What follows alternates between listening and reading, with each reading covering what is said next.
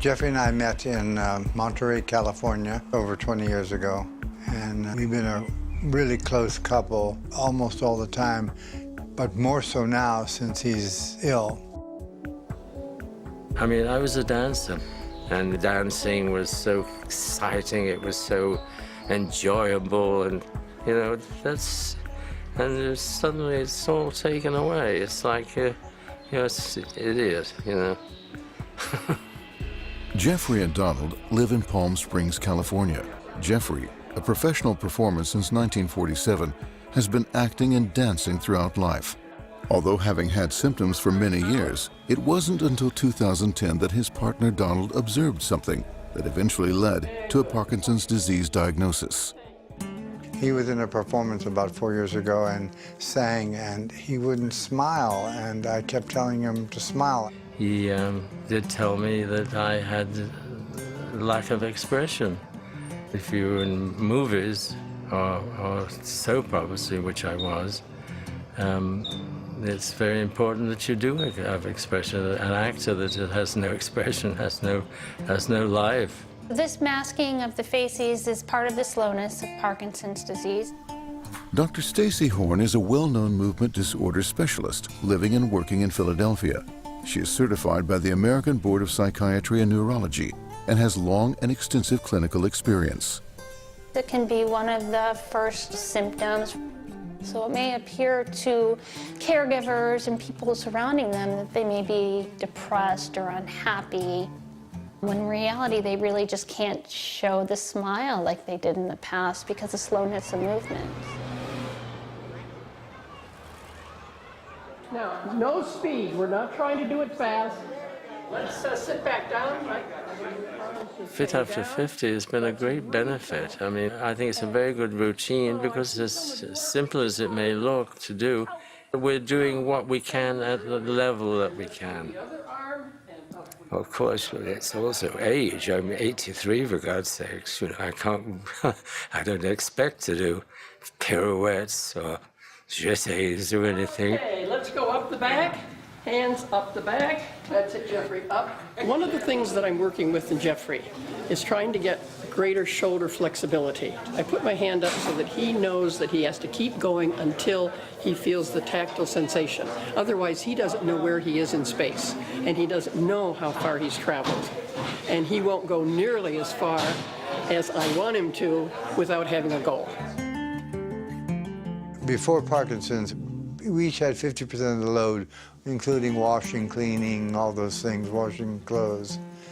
I'm doing maybe 65, 70% now, and I see down the road I'll be doing 100%. I don't want to think about the future. It's going to progress and get worse. I don't want to be a cripple. I don't want to be a responsibility to anybody. Every night, I fill his pillbox. The two things I insist that he remember is the pillbox and the cell phone. My cell phone is set for 6, 10, 2, 6, and 10, and when that cell phone goes off, I make sure he takes a pill because I'm with him most of the time. If I'm not, I call him. What would I do without Donald? He's my everything. He goes to work and the phone will ring at 10 o'clock. Have you taken your pill? That's the kind of... I mean, you can't buy that stuff. I mean, you really cannot. He's so impossibly good that sometimes it's hard to match that. Most of the time, there's the hand with the pill in it and the glass of water.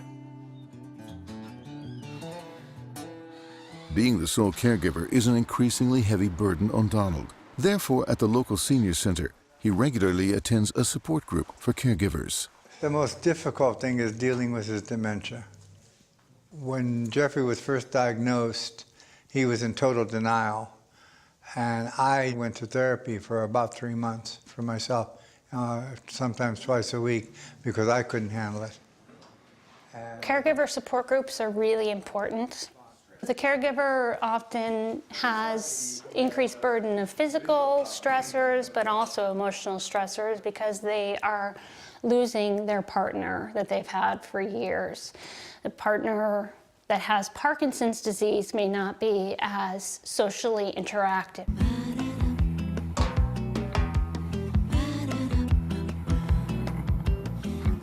We don't go out as much. We go out, but not like we used to, where there's crowds, because he doesn't do well in crowds. But I make him go because it's good for him. Otherwise, he may withdraw all the way, and I don't want to see that happen. It's very scary being in a large group of people. The other thing with Parkinson's is confusion. I mean, you cannot think about two different things at the same time. It's going to be very confusing. In our room, that was all. Many patients become more socially withdrawn for many reasons, not only just the involuntary movements that everybody can see, but they also tend to have a low voice, and so they may not be able to function as well in a social interaction because other people may not be able to hear them. Every Thursday, Geoffrey and Donald read stories for first graders at a school nearby. For Geoffrey, it's an opportunity to exercise his speech, as well as to remain socially active. So what are these? You tell me in Spanish. Reading for the children is so wonderful because just their faces, you know, and the wonderful thing of getting them to at a stage where they're listening and they're in awe of what you're saying, you know. Speech exercises are important even from the beginning to help maintain voice volume, to help with clarity of speech, and also to keep the muscles strong so that there's less risk of swallowing issues down the road.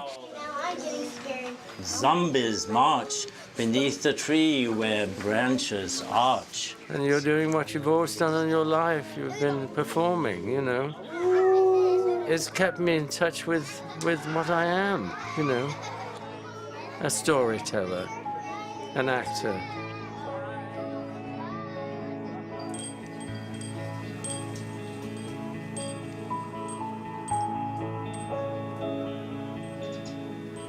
You have to deal with it, you know, and my way of dealing with it is to be as happy as possible. Love life.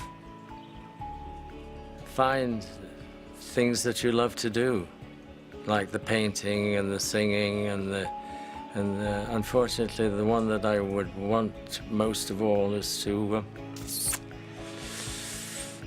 dance.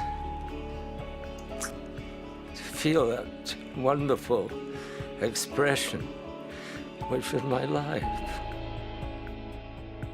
And I was damn good. I really was.